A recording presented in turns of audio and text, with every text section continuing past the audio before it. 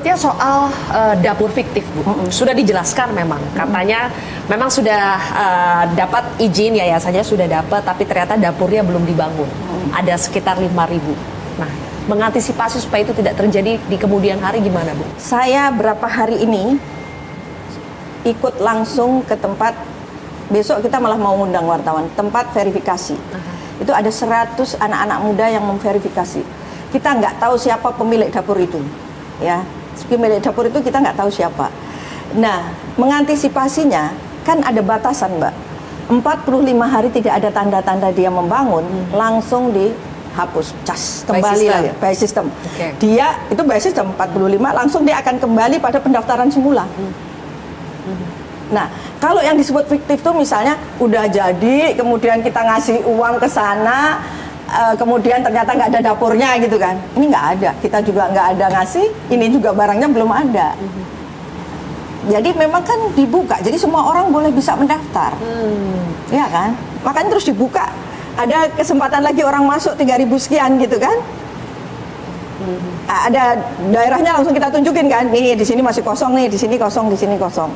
Jadi dulu karena ini kan kalau kita manual nanti terjadi kong kali kong, lalu dibuatlah sistem ini. Begitu sistem ini ternyata, jadi gini, yang punya uang mungkin nggak ngerti IT, jadi daftarnya susah. Yang nggak punya uang ngerti IT, jadi dia mungkin coba-coba daftar gitu loh, Mbak. Nah, tapi kan kita kemudian nggak bisa melarang, gimana? Kamu nggak punya duit, kita juga nggak tahu kok siapa yang mendaftar itu gitu loh. Nah, dibuktikannya dari mana? Dari 45 hari tadi. Begitu 45 hari tidak ada pembangunan dapur, selesai dia mundur. Tahu ada pembangunan dapur atau tidak gimana tuh? Lah kan ini kan di kontak, kan ada nomor kontaknya. Oke. Itu manual mengerjakannya, harus ada yang orang ada gitu. Ada sistem nanti mohon dikirim gambar. Jadi ketika sudah 45 hari itu diminta mengirim foto. Foto tempat, foto perlengkapan dan foto lain-lainnya terus gitu. Jadi itu udah by system. Nanti di Vienco-nya yang pengurus yayasan itu segera lengkapi gambar. Segera lengkapi gambar ini. Kita minta lagi segera lengkapi kendaraan operasional, misalnya seperti itu. Jadi Bu, dari A sampai Z kita sudah menguraikan ada beberapa masalah MBG yang dipersoalkan oleh masyarakat. Tahun depan anggarannya luar biasa besar. 335 triliun itu naik berkali lipat dari tahun ini 71 triliun. Dan kita semua baca bahwa tahun ini saja serapannya sampai bulan September ini baru 13% Bu ya. 18%, 13 triliun artinya baru 18% dari pagu 71 sekarang triliun. Kemarin udah saya mulai masuk 16 triliun. Baru naik sedikit Ibu. Jadi bagaimana untuk memastikan anggaran sebesar itu tahun depan betul-betul bisa maksimal, sementara ini kita juga baru dalam tanda kutip baru belajar, baru memperbaiki. Bagaimana Bu? Alhamdulillahnya begini, seperti tadi malam. Panglima memberikan solusi misalnya dari Aster membantu kita untuk mempercepat. Misalnya banyak dapur-dapur angkatan darat yang bisa di-up menjadi dapur MBG. Ada 400 kalau nggak salah. Lalu ada juga dari berbagai, kita keroyokan. Kementerian-kementerian lain juga akan menyiapkan membantu, misalnya dia kan punya sarana dan prasarana. Mereka kan misalnya punya bangunan di mana, punya bangunan. Nah, ini dialihfungsikan. Dialihfungsikan. Nah, itu bisa mempercepat. Yang kedua, ini sebetulnya karena perubahan tadi, Mbak. Dulu bangun dapur dulu baru daftar. Nah, kemudian waktu itu kok tidak cepat, kemudian kita titik dulu kalau gitu, di mana ini supaya pasti ini ya, supaya nanti kamu begitu dikasih nggak bangun-bangun. Nah, kemudian dibuatlah yang terakhir ini, titik di mana 45 hari kamu nggak ada tanda-tanda, kita out. Setelah 45 hari berapa? 10 hari. Habis 10 hari nggak ada, kita ganti lagi. Dan kami yakin, kenapa Mbak? Yang antri ini udah 100.000, artinya banyak sebetulnya yang mau berminat membangun dapur. Jadi kalau soal serapan kami nggak khawatir Mbak. Kenapa? Karena peminatnya banyak, hanya karena kami ini kan harus selektif. Karena ini uang negara, kami nggak bisa main-main gitu. Nanti begitu kita ini kan ya kayak tadi terjadi keracunan, Uang terjadi pajak ini. rakyat juga, Bu. Nah, uang rakyat, uangnya Mbak Silvi, uang Iya, saya, ya kan.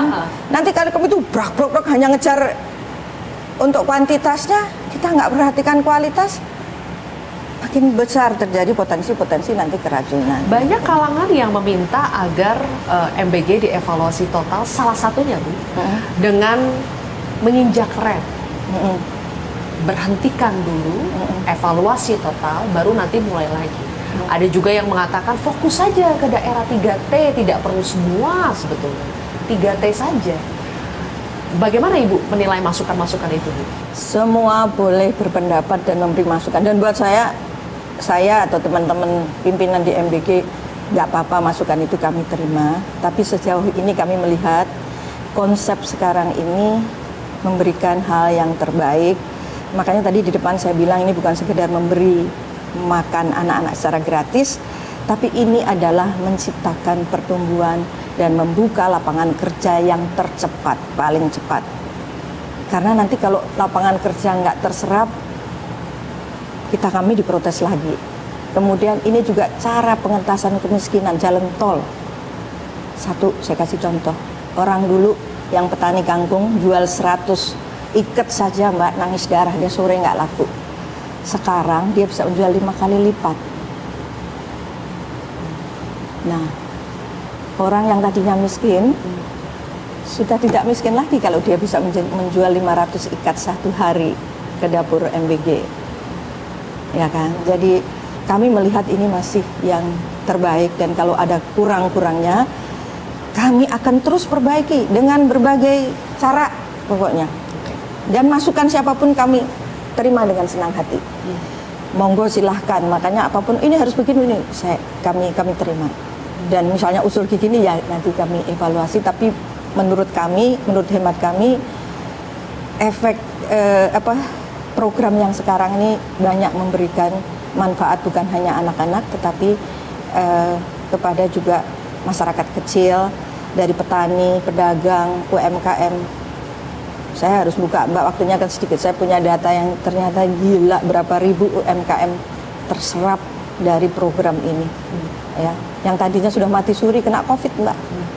Sekarang pedagang. Jadi bukan hanya pengusaha-pengusaha yang punya duit besar untuk bisa membuka SPPG atau dapur, bukan mereka yang paling diuntungkan, Bu? Enggak, karena kan susah, gimana caranya? Saya ngetes tadi malam. Ini shampoo-nya siapa sih? Nggak tahu mereka juga. Nanti tahunya setelah, oh menurut kabar-kabar ini yang punya ini, punya ini. Anggota ini. Karena kan masuk hanya nama yayasan sama pengurusnya. Memangnya kalau pengurusnya yang punyanya Mbak Silvi itu namanya Silvi? Bukan, pasti dia Mbak Silvi nyuruh sopirnya lah, nyuruh siapanya, kan begitu. Kan kita nggak tahu. Tapi itu seleksi alam nanti, ya kan. Hanya kan kita punya aturan Mbak. 5 di dalam satu kabupaten misalnya nggak bisa lompat di provinsi, kan dari kita batasi dengan jumlah. Oke. Karena kalau dia sudah punya sekian nggak bisa. Baik. Berarti akan jalan terus nih Bu ya? Bismillah. Jalan terus sambil evaluasi. Sambil terus kami menerima masukan, kritikan apapun kami terima, dan kami ngaku salah lah karena masih belum bisa memberikan yang terbaik. Tapi kami berjanji kami akan terus bekerja sekeras-kerasnya. Kalau ada waktu lebih dari 24 jam kami dengan senang hati untuk bekerja terus. Baik. Karena ini menyangkut masa depan anak-anak, masa depan rakyat yang tidak punya pekerjaan, masa depan orang-orang kecil yang selama ini terhantam oleh COVID. Oke, baik kalau begitu. Ya. Ibu Nani SDyang, terima kasih sudah mau menerima kontroversi. Terima kasih Bu. Sukses.